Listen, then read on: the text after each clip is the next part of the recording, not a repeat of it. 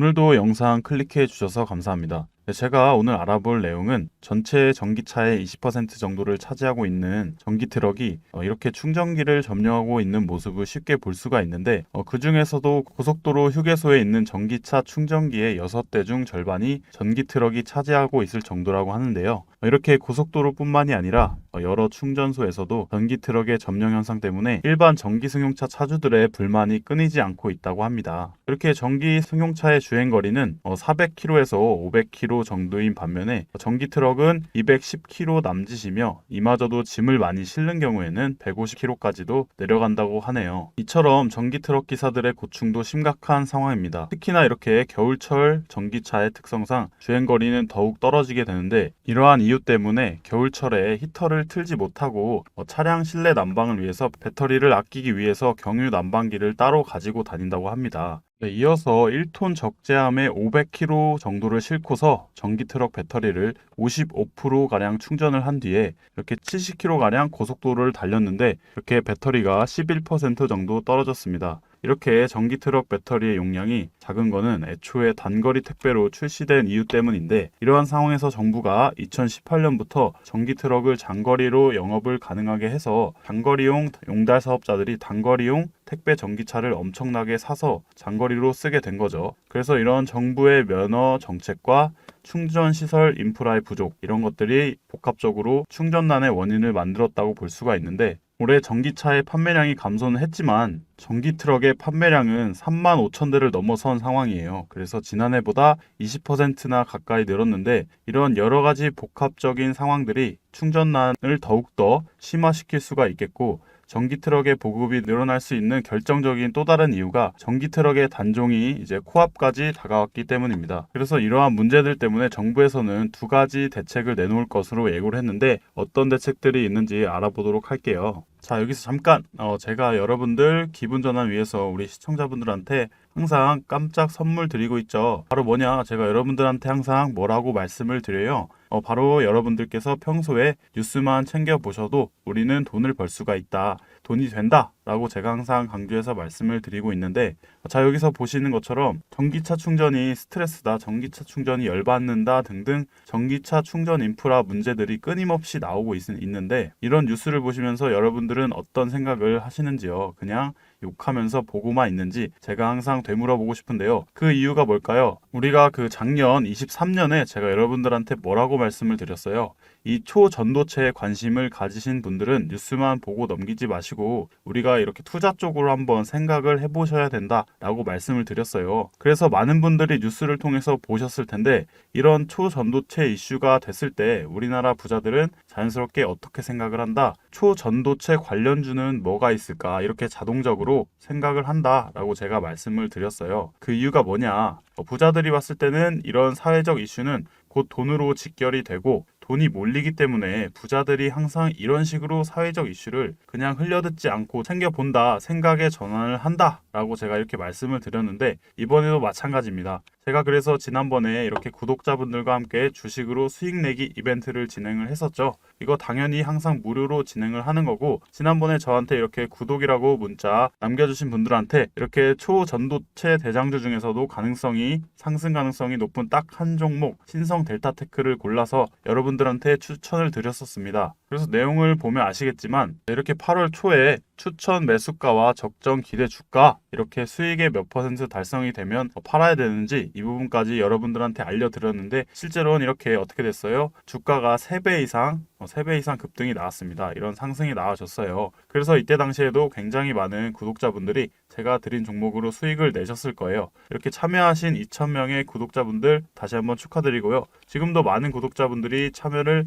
해주시고 계십니다. 근데 기회는 끝나지 않았다라고 말씀을 드리고 싶은데 이번에도 기회가 왔어요. 최근에 돈이 되는 이슈가 전기차 충전 인프라 문제죠. 전기차 충전이 지금 불편하다고 해도 탄소 중립으로 가는 과정에서 앞으로 전기차의 수요는 증가할 수밖에 없습니다. 그러면 어떻게 생각해 볼 수가 있다? 정부도 2030년까지 친환경차를 785만 대 보급하겠다라고 이렇게 발표를 한 만큼 본격적으로 충전 인프라 구축에 속도를 낼 수밖에 없습니다. 때문에 전기차 충전 사업을 하는 기업들이 우후죽순 늘어나고 있죠. 그러면서 자연스럽게 전기차 충전 관련 기업들은 매출이 늘어나고 수혜를 받을 수밖에 없겠죠. 당연히 그럼 우리가 이쪽으로 생각을 연결을 해야 된다는 겁니다. 그래서 이번에도 여러분들한테 뭐를 보내드릴 거냐면 위에 번호로 구독이라고 이렇게 두 글자만 문자 남겨주시면 전기차 충전 관련주 중에서도 수많은 충전 관련 기업 중에서도 매출이 가장 잘 나오고 대장주 역할을 하면 주가가 크게 뛰어오를 한 종목을 제가 여러분들한테 문자로 알려드리도록 하겠습니다. 그래서 여러분들이 주식으로 수익을 내는 연습을 한번 해보시라 이렇게 말씀을 드리겠고, 혹시라도 내가 주식을 하지 않는다라고 하시는 분들은 주변에 주식하시는 분들한테 추천을 해주셔도 되겠죠. 그리고 우리의 인생 선배님들, 연세가 조금 있으신 분들 중에서는 저는 좀 어려워요 하시는 분들 있죠.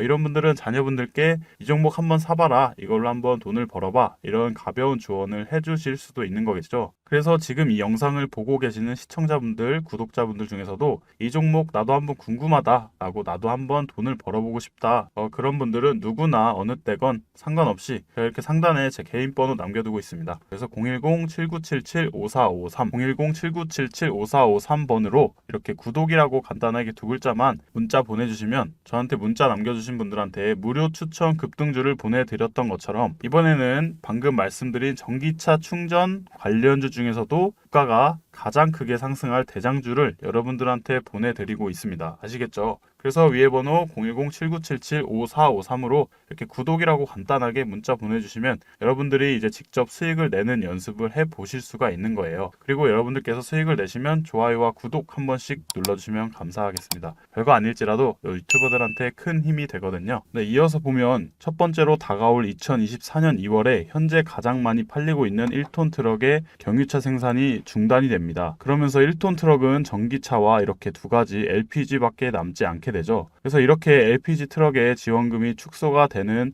동향이 완전히 끝났다고 해도 기존 화물차 기사들은 여전히 전기 트럭의 주행거리를 부족함을 알기 때문에 LPG 차량으로 눈을 많이 돌리게 될 텐데, 이런 탄소 중립 정책을 비롯해서 30년까지 전기차 보급을 450만 대 목표로 잡은 정부의 특성상 전기차 산업을 밀어주고 있는 충전난을 해소하기 위해서 충전 인프라 구축에 많은 힘을 쏟을 것으로 보이고, 그렇게 해야만 해야겠죠. 이렇게 보조금도 400만원, 200만원, 100만원, 그리고 23년 연말, 작년 연말엔 종료가 된 상황이에요. 네, 이렇게 미래 먹거리 전기차 충전 사업 역량을 키운다라는 슬로건을 내걸고 정부에서도 계속 전기차 충전소 정책을 계속 추진하고 있는 상황입니다. 네, 이어서 두 번째로 값싼 중국산 LFP 배터리를 탑재한 테슬라 Y가 국내 전기차 상위 10개 모델을 다 합친 것보다 많이 팔렸고, 볼보에서도 이렇게 값싼 전기차를 출시하겠다고 밝혔습니다. 전기차 판매량이 감소하는 지금 국내 전기차 판매량 실적이 저조해서 23년 말까지 지원금을 확대하는 거 아니냐는 부정적인 반응이 나왔는데, 그 틈을 오히려 해외 업체가 파고들어가지고 국내 기업이 아닌 해외 기업이 수혜를 싹쓸이 해간 상황입니다. 국내 전기 트럭도 이러한 주행거리를 유지하게 된다면 동일한 현상이 일어날 수밖에 없다고 보이고, 이를 방지하기 위해서는 배터리 용량을 늘려야 할 텐데, 그렇게 됐을 땐 당연히 차값이 이렇게 크게 올라갈 수밖에 없기 때문에 단거리 택배용 전기 트럭과 장거리를 달리는 용달 전기 트럭을 구분해서 배터리 용량을 차등화를 해야 된다고 보이고, 실제로 중국 업체들은 배터리 용량을 크게 키워서 3만에서 4만 킬로까지 달리는 전기 트럭들을 내놓고 있습니다. 내연기관에서 전기차로 가는 과도기에서 전기차로 완전한 전환을 하기 위해서는 우리도 저렴한 LFP 배터리를 활용을 해서 배터리 용량을 키우면서도 판매 단가를 낮출 수 있는 이런 방안에 대해서도 고민을 해봐야 되겠죠. 소비자들이 전기차의 성능보다 가격을 중시하는 트렌드로 가고 있는 상황에서 해외 기업이 우리 국민들의 세금으로 이루어진 전기차 보조금을 싹쓸이 해가는 상황도 방지해야 될 것으로 보입니다. 여러분들의 생각은 어떤지 궁금합니다. 마지막으로 오늘의 한마디 말씀드리면서 영상 마치도록 하겠습니다. 오늘의 한마디, 정부야 잘 좀 하자.